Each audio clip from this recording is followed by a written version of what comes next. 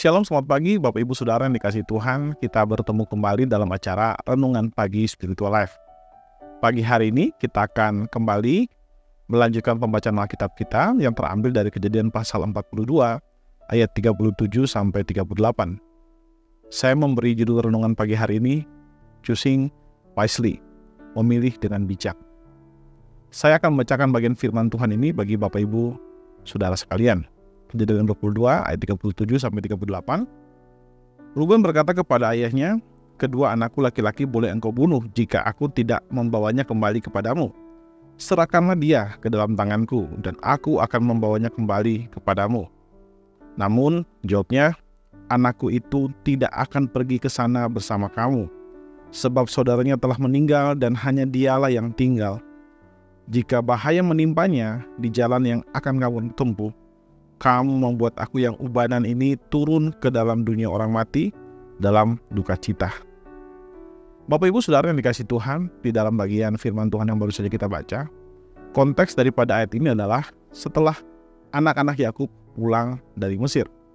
Pada saat itu, setelah mereka pulang dari Mesir, mereka bercerita tentang apa yang mereka alami di Mesir.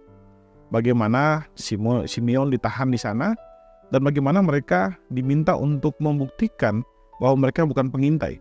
Caranya dengan membawa Benjamin kembali untuk membuktikan bahwa cerita mereka adalah cerita yang benar. Namun setelah mereka menceritakan pengalaman-pengalaman mereka kepada Yakub, Yakub menjadi apatis dan dia tidak percaya dengan mereka. Yakub marah karena ia telah kehilangan Simeon setelah sebelumnya dia kehilangan Yusuf. Dan kemudian ketika Ruben meminta untuk membawa Benjamin sebagai jaminan bahwa apa yang diceritakan mereka benar, maka Yakub tidak mau menerimanya, karena Yakub pun takut kehilangan Benjamin. Nah saudara, jika kita melihat bagian ini, Ruben kemudian memberikan jaminan kepada Yakub bahwa kalau sampai Benjamin itu tidak pulang bersama-sama dengan dia, maka kedua anaknya itu boleh dibunuh oleh Yakub. Dan saudara, kita tahu bahwa tentu saja Yakub tidak mengizinkan Benyamin ikut bersama-sama dengan saudara-saudaranya itu.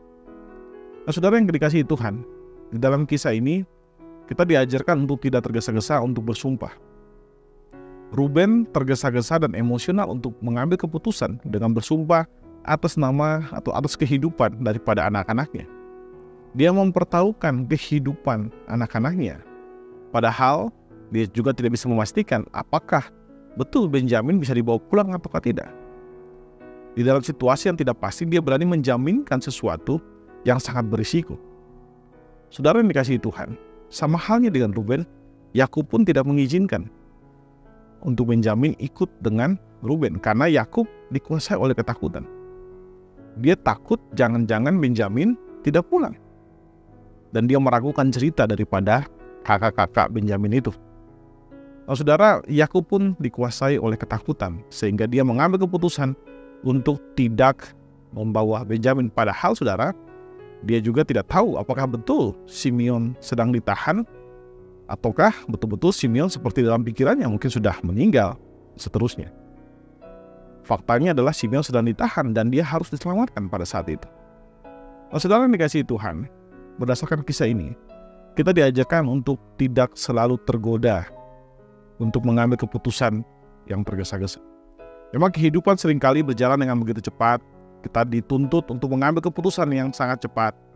Dan karena itu kita harus mengambil keputusan. Seringkali memang keputusan-keputusan yang kita ambil yang tidak berdasarkan pemikiran yang mendalam, itu membuat keputusan-keputusan itu membuat kita akhirnya menyesal di kemudian hari. Tapi firman Tuhan kali ini mengajarkan kita untuk bersabar, tenang, dan bersikap bijak dalam mengambil keputusan. Terutama keputusan-keputusan yang menyangkut hal-hal besar. Jangan kita berjanji kepada sesuatu yang tidak bisa kita pastikan. Apalagi dengan mempertaruhkan hal-hal besar. Seperti Ruben mempertaruhkan kehidupan daripada anak-anaknya. Saudara, selain kita harus memikirkan dengan baik, kita harus tenang, kita juga harus menjaga hati kita supaya kita tidak tergoda untuk mengambil keputusan-keputusan yang instan, yang hanya berdasarkan keuntungan-keuntungan sesaat. Kita juga harus tetap berdoa kepada Tuhan.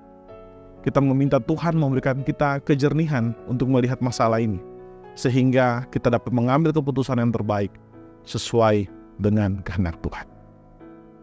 Amin. Saudara, mari kita ambil waktu sebentar untuk merenungkan firman Tuhan yang baru saja kita dengarkan. Saudara, apakah saat ini saudara sedang berada dalam sebuah pergumulan untuk mengambil suatu keputusan penting di dalam hidup saudara? Mari saudara, kita mengambil waktu sejenak untuk berdoa dan meminta Roh Kudus memberikan ketenangan dan kebijaksanaan kepada kita dalam mengambil keputusan.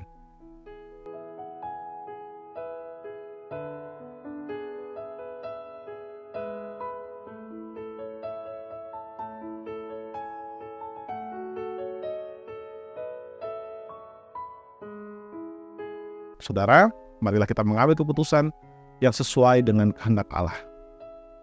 Mari kita tundukkan kepala, kita berdoa. Ya Tuhan Allah kami, bersyukur untuk kasih dan setiamu kepada kami. Terima kasih jika Engkau mengizinkan kami kembali untuk menikmati hari ini Tuhan. Kami tahu itu karena kemurahan-Mu bagi kami.